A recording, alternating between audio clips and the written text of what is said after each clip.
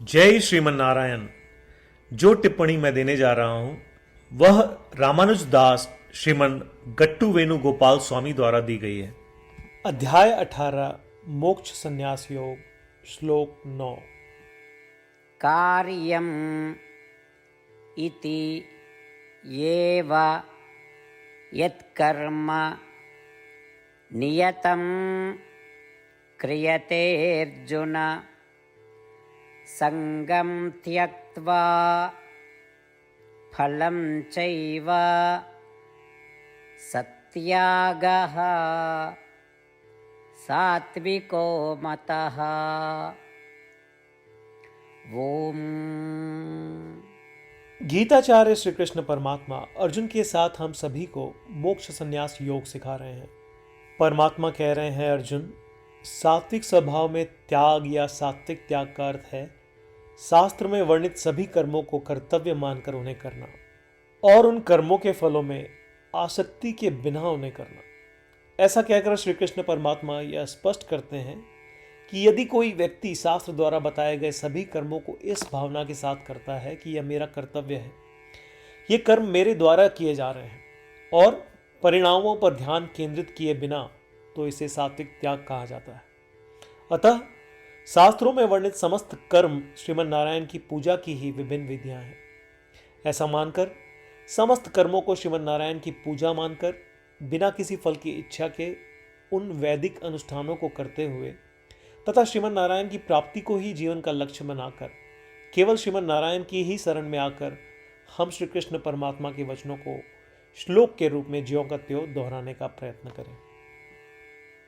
कार्यमित्येव यत्कर्म नियतं क्रियते अर्जुन संगं त्यक्त्वा फलं चैव सत्यागः सात्विको मतः।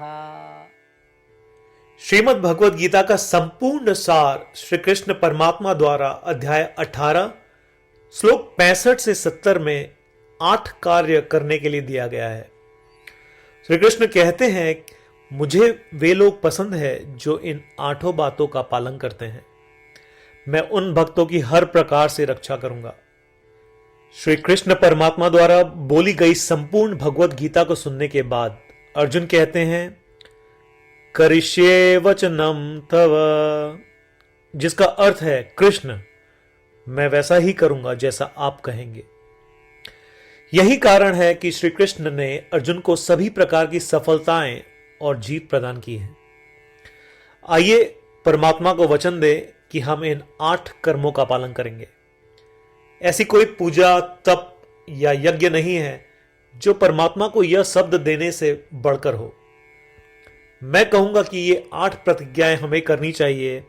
कृपया आप सभी इन्हें अपने दिल और दिमाग में सोचें।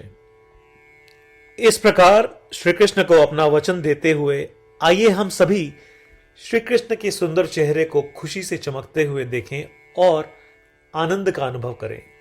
जय श्रीमन नारायण। ये है हमारे 8 वचन। हमारा पहला वचन, हे श्रीमन नारायण, जैसा आपने निर्देश दिया मैं हमेशा आपका ध्यान करूंगा और आपके बारे में सोचूंगा। हमारा दूसरा वचन, हे श्रीमन नारायण, जैसा कि आपने सलाह दी मैं हमेशा आपका भक्त रहूंगा।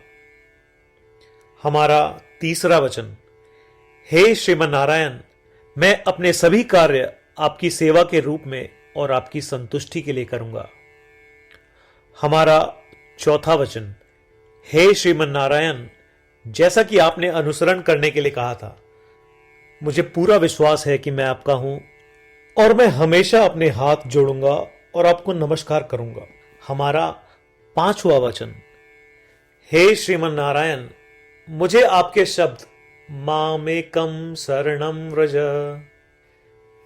याद आते हैं जो आपने सिर्फ और सिर्फ आपको ही समर्पण करने को कहा था।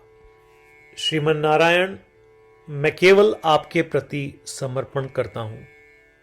हमारा छठा वचन, हे श्रीमन नारायण, मुझे आपके शब्द मां शुचः याद आते हैं कि आप हमें शोक न करने का आश्वासन दे रहे हैं, मैं अब शोक नहीं करूंगा। हमारा 7वां वचन। हे श्रीमन नारायण, आपने हमारे लिए श्रीमद् भगवत गीता देकर हम सभी पर कृपा की है और आशीर्वाद दिया है। मैं कम से कम एक श्लोक पढ़ने या सुनने का वादा करता हूं। हमारा 8वां वचन। हे श्रीमन नारायण, आपने सारी मानवता को गीता प्रदान की। मैं गीता में आपके दिव्य शब्दों को उन भक्तों तक फैलाने का प्रयास करूंगा जो गीता से अपरिचित हैं।